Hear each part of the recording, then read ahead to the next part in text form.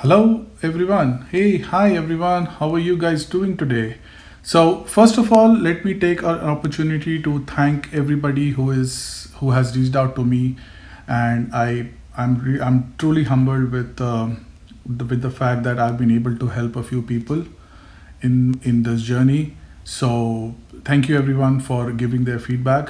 Please keep watching my videos and sharing your feedback, and we will improve every day. In this video, what I want to talk about is based on my experience. What factors increase your chances of getting through a successful nomination in Alberta Tech Pathway, the Accelerated Tech Pathway, which was launched in January, and certain factors which, in my opinion, decrease the chances. Again, it's my total personal opinion. I'm no certified or I'm not a registered immigration consultant. I'm just sharing my experience so that if anybody out there has these questions on their mind, they can get them solved, and they can like understand more about it. Okay, so that being said, let's get on to it. So the first thing that I would like to capture are the factors that improve your chances, or basically the do's, what you should do, what you should check in your application in your process, which would increase your chances. So the first and foremost for this tech pathway, the accelerated tech pathway, what I feel is important is having a job in Alberta. Either you are currently working in Alberta and would continue to work there, or you are planning to, or you have a job offer in Alberta. So the first few sections that I would cover would be the technical aspects of the do's, or the things that improve your chances, and the later section would mostly be kind of a personal or interpersonal factors which I think would increase your chances. Okay, so again, a job in Alberta is more or less mandatory for this tech pathway. In fact, I would say it's mandatory. If you don't have a job in Alberta, I don't think tech pathway is for you. So first thing is that. Okay, then obviously if you have a job in Alberta, the next thing you would need are the documents to prove that. So what kind of job documents you would need? You would need a job offer letter. So this would be for your job, your proposed job, or your current job that you would be working after you get a PR. So basically you are giving a declaration to the government of Alberta that, hey, this is my job offer and I would continue to work here. This could be from your current job continuing on to your future job. That's a future time period, which is perfectly fine. And then job reference letter. Job reference letter is basically your experience letters from your previous job and from your current job. So this is important basically to validate your NOCs, or your experience in the field, based on which Alberta would decide whether the job that you are doing is in demand in Alberta or not. So these two type of job documents are mandatory. If you don't have these, again, it would be very difficult to go through the tech pathway. Again, I'm totally talking about tech pathway, and I'm totally talking from my experience. Okay, the next is very technical, NOC current and future, which basically means what NOC are you applying your application under. Alberta Tech Pathway has a very specific list of NOC. I would put it here shortly. So in these two screenshots, you would see the NOCs. So if your NOC matches these NOCs, you would be able to apply. Again, a very technical point. If your NOC for any reason doesn't belong in this list, unfortunately, Tech Pathway will not work for you, even though you satisfy the first two conditions of having a job in Alberta, having all the documents and everything. Maybe you can apply under any other stream like AOS or Alberta Opportunity Stream, but this is only for the tech pathway. The next technical point is employer NAICS. So again, similar to job NOCs, Alberta Tech Pathway has a list of employers NAICS. NAICS are basically industry standard codes for employers belonging to certain sectors, and Alberta Tech Pathway has a list of sectors on which it is expecting to invite people for PNP. So your employer NAICS should also be in the list. One quick point I want to clarify here is that even though it says accelerated tech pathway, it's not necessary that that it's only IT companies or engineering companies or technical companies in this list. You would find things like food manufacturing also in this list. But it's just the fact that it has a list of NAICS. I have a video on how to find your employer's NAICS. I would link it up here. You can have a look. But this is also one important technical point that you need to check. After this, if you think you are satisfying these 4 conditions, you have a job in Alberta, you have the documents to prove it, your NOC matches, your NAICS matches the list of tech pathway. Next thing you should go ahead and do first, even before applying under tech pathway, is to create your Express Entry profile. So go to Ircc's website and create your Express Entry profile. And at that point you would have to see,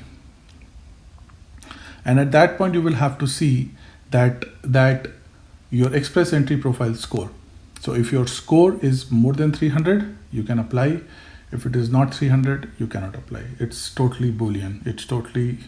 There is no gray area. Next, when you create your Express Entry profile, you will see whether your Express Entry profile is eligible for CEC or FSW. Alberta Tech Pathway requires the candidates to be either qualified for a CEC or a FSW. CEC is Canadian Experience Class, FSW is Foreign Skilled Workers.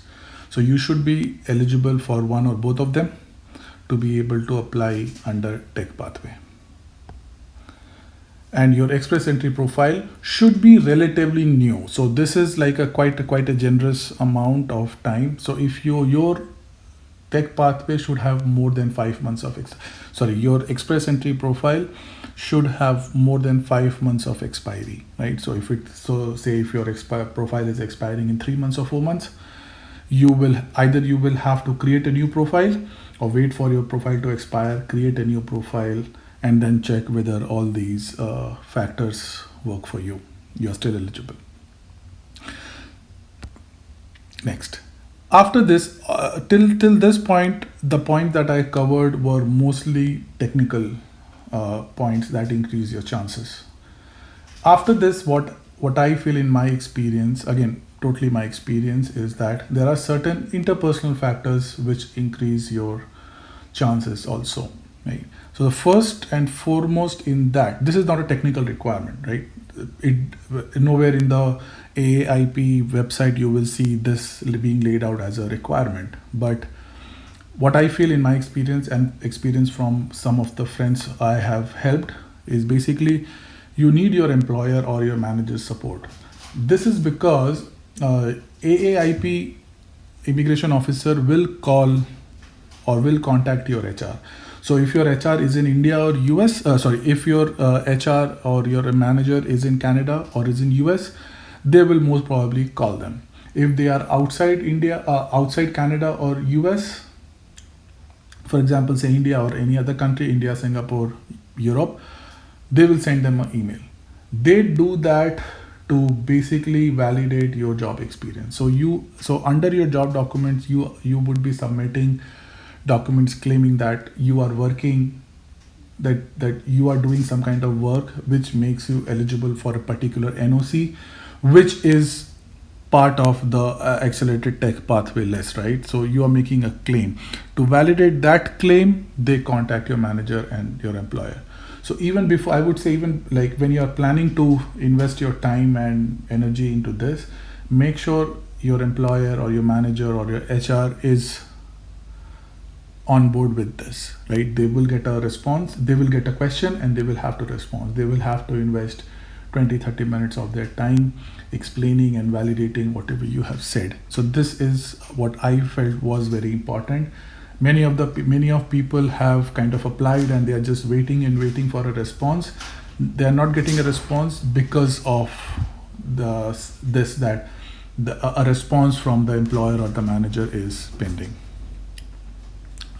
Next factor that increases your chances is having any kind of Alberta connection. If you're already living in Alberta, you already have a lease agreement, or you already have a house, you already have bank accounts, credit cards over there. So you have Alberta connection. For anybody who is not yet in Alberta, they will have to prove their Alberta connection by way of a job offer or a future job offer, or any kind of future purchase agreement, home agreement that they have entered, things like that. So anything that would satisfy the immigration officer that after you get PR, you would be moving to Alberta and living there. And the next and the most important thing is your intention to reside. So even though you have a connection with Alberta, even though you are living in Alberta, PNP still wants you to declare that after getting PR, you would continue to live in Alberta. After getting a PR, you would continue to work in Alberta, right? So for somebody who is not living in Alberta, obviously they will have to give that declaration that once they get the PR, they will live in Alberta. So this intention has to be demonstrated in some documents or other, and this would be required both at your PNP stage and at your PR stage, at the stage of getting your PR with Ircc. Next important, again, this is not a technical requirement, very interpersonal, is a prompt reply, right? When the immigration officer contacts you, and they will contact you, they will ask a question and give you like a week or so of time. Make sure you reply within that time, right? That gives a positive signal that you are interested, you are very keen, right? If you miss those deadlines, it's not an automatic rejection, but still there is a very high chance that your application can be rejected. So your prompt reply is a very important factor. I have been able to reply within a day. In fact, in one of the replies, I replied within 15 minutes. So that really helps. Prompt reply. Be prepared for different kind of situations. They might ask for certain kind of documents, certain kind of letters. They want to they want you to like get another letter from your employer, something like that, your pay slips. They can ask for anything to satisfy themselves. So make sure you are ready for any kind of eventuality. And the last but not the least is a truthful reply. Never, ever, ever try to lie or try to do a miscommunication in your application or in any communication with the immigration officers. This goes a very long way. Be truthful about your intentions, about your purpose, about your job, about your managers, everything, right? Don't try and take them for a ride. And this kind of a truthful and honest reply goes a long way in making sure that your application, that you are successful in getting a nomination. This presentation is only about you being successful to get a nomination under the accelerated tech pathway. Again, just wanted to make that clear. And again, coming from my personal experience only. So if these factors increase your chances, what decrease your chances, or the don'ts? That's something that you should never do. Again, as I said, if you don't have a job or a job offer in Alberta, this tech pathway is simply not for you. If you don't have any intention to reside in Alberta, I would suggest not going for this tech pathway, right? If your expense entry profile has an expiry of 3 months or 4 months, less than 5 months, either take a call to create a new profile or wait till your profile expires, right? The downside of creating a new profile is you will lose your cutoff date in case there is a draw. You will have a new cutoff date for a draw. So that is something that you should evaluate for yourself, that whether you should be taking the risk of creating a new profile or waiting those extra 3-4 months till your profile expires, where you have to naturally create another profile. NOC not in list, I covered that earlier also. If your NSO is not on the list, I would not even bother applying for a tech pathway because this will not pass through. If if you have everything in place, your job offer, your NOC, but unfortunately your employer is not in the NAICS list, that is again a problem. So these two technical factors are very important, and you can still, I think you can still apply, but there is a very high chance it would get rejected. Close to 99% chance it would get rejected. I'm not saying 100% because nothing in this world is 100%. No manager or employer support. I think this should be at the top of the list. I have just put it down here because I was segregating between technical and non-technical requirements. So if for any reason whatsoever your manager or employer is not willing to extend that extra support with documentations, with the call, or with the email response to the immigration officers, it will be very difficult. I'm not sure how would the otherwise the immigration officer will be able to satisfy himself in that case if an employer or a manager is not able to give you some documents, appear for a phone call. How will they be able to offer you a job going forward? So this is a very important factor, and make sure you have this taken care of even before making an application. I started this application only because my employer was totally on board with me. My managers were totally on board.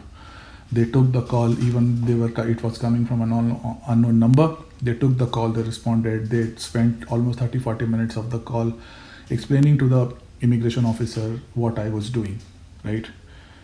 So this is a very important factor. And in fact, after doing this, within 30-40 minutes, I got my nomination. Delayed responses. As I told, whenever there is a inquiry, there is always a timeline attached: 3 days, 4 days, 7 days. If it's a very small inquiry, they would be expecting a delay in 3-4 days. If it's a bigger task like getting a letter from an employer or something, they might give you a week or so. But so watch out for the emails from the immigration officers, and make sure and if the response is coming from your manager or your HR, both of them meet the timeline. The email would say, if you don't respond, your application may be rejected. So it's not that it's always will be rejected. It's not a rule.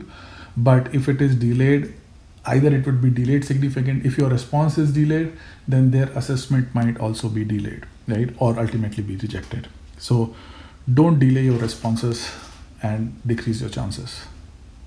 So do these, don't do these, and you would be good. So thank you everyone for listening. I hope these videos are helping you out in some way, giving you confidence that this accelerated tech pathway is for you. If you have any questions, I'm always a comment away. Reach out to me. For the friends who have already reached out to me, all the best for your applications, and wish you all the best for your future, and see you in the next video. Thank you.